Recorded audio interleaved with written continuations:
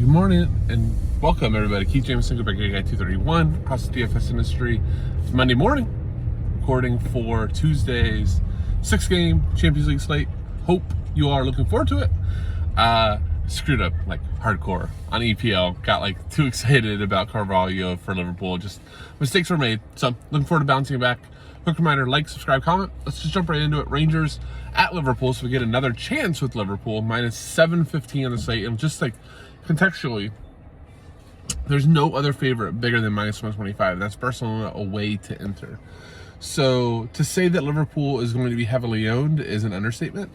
I think a lot of people, I think the chalk build is going to be at least 4 Liverpool players. And then depending on what you do with like Allison, even maybe like a third attacker, you know, like a Harvey Elliott, depending on who they play. But the people that everybody's going to target is Salah at 9,000. I think he's a little underpriced given the odds, given the slate context. TA 7,000, and Tsimikas at 7,300. I think in GPP you could actually focus a little bit of holes in Tsimikas. Wasn't that great this weekend versus Brighton. They subbed him off early, so that could be a way that you differentiate yourself in GPP. But I think Salah and TA are in every lineup. I think Luis Diaz, he started off the bench, came with a big assist.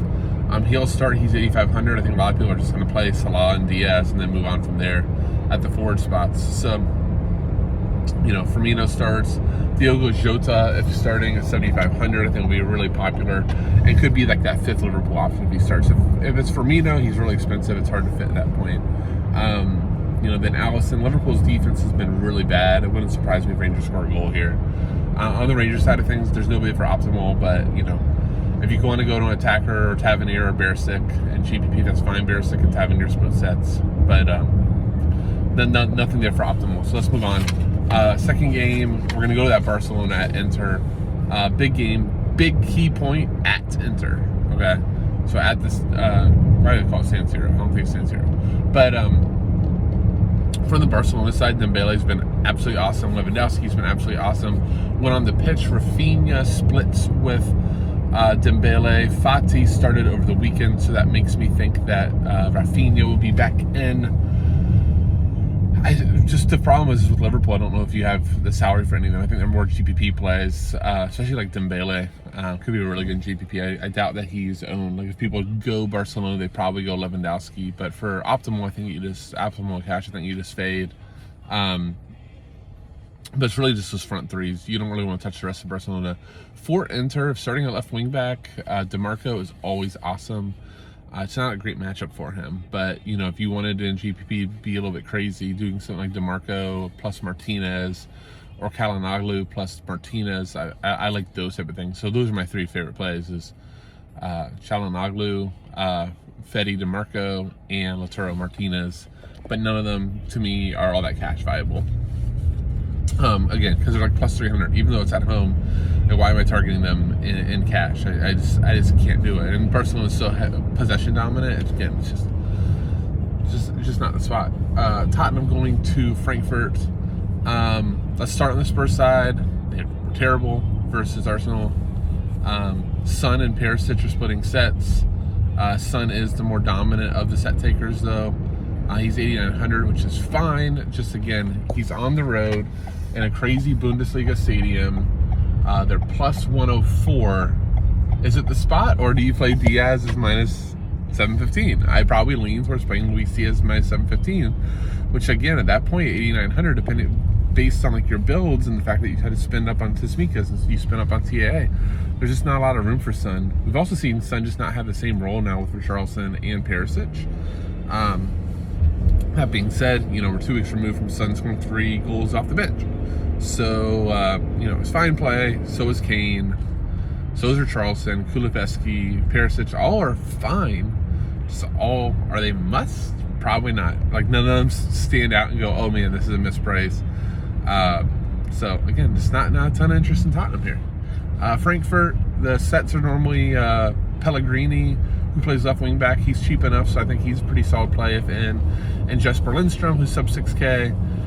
Pellegrini and I think it's Lanz. It's probably how you say it correctly.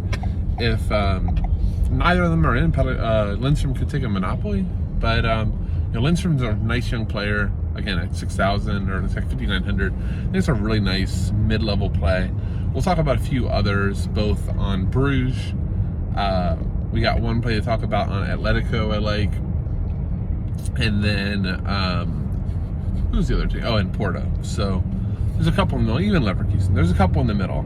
At some point, I promise I'll get to guys that I like. It's just that in these big team games, you're not getting any discounts on pricing, so it's hard to spend for them. But yeah, Lindstrom and Pellegrini are your cash plays from Leverkusen. Just keep in mind, if like this is your first time watching the video, anybody I don't mention, like strikers, things like that, it's not because like they're bad plays. It's just that we're really looking at cash and optimal type of builds where we're shooting for floor. We're not shooting for like random goals, so to speak. And if we are, we like them to be like big favorites where we can better predict the goals. So yeah, just nobody else really for Frankfurt. Leverkusen going to Porto. Some interesting plays here. From Leverkusen to Mirbai, if he's in, takes close to Monopoly sets. I think 6,400. I think that's a really fine cash play in between. We see him show up with some free kick goals and things like that. So Demirbai is fine. YOLO GPP goal, Patrick Schick maybe. You get Hudson Odoi, Diaby. You have some good players, but going to Porto isn't the best matchup, but it's fine. Porto is favored in this game. Porto's plus 110. So on the Porto side, there's actually a couple plays I want to bring up. If starting, Octavio, 5,300. When he's in, he takes sets. Sometimes he'll split with our dude from Canada, if you remember a few times back. But Steven Esquadizito, I don't know if I'm even close. I tried. I failed probably, but I tried. But if no Octavio, then Esquadizito, 5,700, could have Monopoly set pieces. I think that's really fine. Sometimes the left back, whose name is evading me, can take some too. But all those are really solid plays, sub 6,000, sub even like mid 5,000s. Taremi really stood out to me as a GPP goal option that's way too cheap. It's like 5,100. He was either he either led the league or was like second in the league in goals last year in Portugal. Really, really good player. Like this past weekend too, he didn't score, but I think he had like 7 or 8 shots assisted. So that's a really, really good striker. That's a little bit too cheap. So I really like Taremi. Yeah, that's Porto. Next one, Napoli at Ajax. Another like kind of clash of some bigger clubs, which kind of takes the luster out of things. Ajax is really good at home, and Ajax can be very good defensively too. So I'm not really interested in Napoli players here, but their sets are kind of a mess. Normally it's Zielinski, but you have Kvaratskhelia, I think that's how you say it. It's just absolutely awesome. Lozano can get in the mix. Oshiman, if healthy. I didn't really look at Napoli's lineup too much, so I'm not that interested. But all their attackers are in play. And Mario Rui is a really good left back for DFS. Sometimes takes some sets, but otherwise gets a lot of tackles and some crosses in. But again, like Napoli, even like on like interleague slates, even as a favorite, you kind of look at them and sometimes struggle to figure out like who you want. Politano can get in the mix and take some sets and all that. So you get like all these guys that are pretty decent, but can steal a role from each other. So they're just not that interesting for optimal building. For GPP, go for it. Ajax, Bergwijn has got injured over international break, which led to Tadic getting a Monopoly set pieces. I think he's very, very playable at 9,400. I think it's just a little expensive for me versus Napoli, but Tadic we just know is a guy that just churns DFS points no matter the matchup and no matter the odds, no matter whether it's for national team or Ajax. Tadic is just awesome. So he's fine again, though. That's kind of like, all right, am I going Tadic as just a slight home favorite, like a plus 110 home favorite, or am I saving $900 for Luis Diaz? Again, I probably lean Luis Diaz. Funny thing about Ajax, from DFS standpoints and floor standpoints, nobody else really is all that interesting. You got some GPP options and Steven Bergwijn. Yes, that's Steven Bergwijn from Tottenham. Plays for Ajax now. Kudos is probably going to play striker. He's super talented. But they're more GPP plays than cash. Finally, game that I've kind of been burying, but there's some nice plays here. Atletico, yes, Atletico in a game with nice plays. going to Bruges. Atletico is plus 100.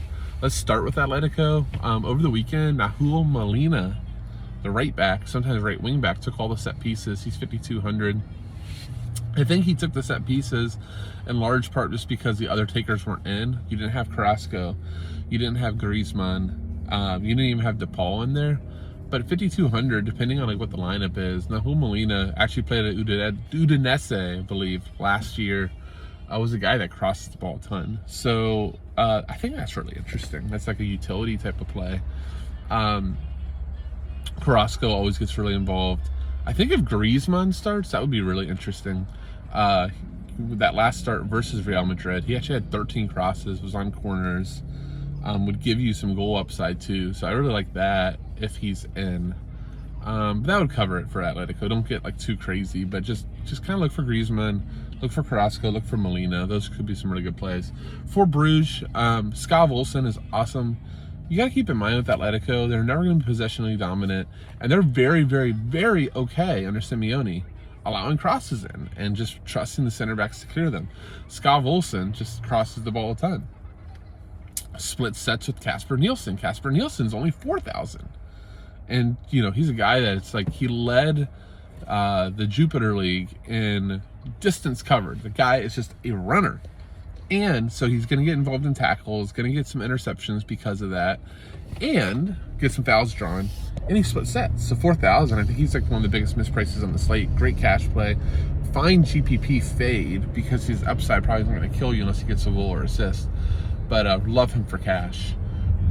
Scott Olsen, they really priced him up. If you remember the first slate, me telling you is like the biggest misprice, and since Erling Haaland was like 5,200, his first ever Champions League game on Draftkings, Scott Olsen's now like 6,400, but I think he's still a really, really nice price for cash. For GPP for Bruges, Hans Vanaken, Jukla, all those guys, if you think that Bruges could win this or score 1 or 2 goals, I think all of them are in play. All right, that'll do it. All 6 games. Prelim core, I know it's boring. I'm sorry, but it's Liverpool. Tsimikas, TAA, Salah. Move on from there. Make that decision on a Liverpool forward or, you know, one of the other games. Thank you all so much for watching. If you haven't already, like, subscribe, and comment. It all really does help. With that, I'll say, see ya.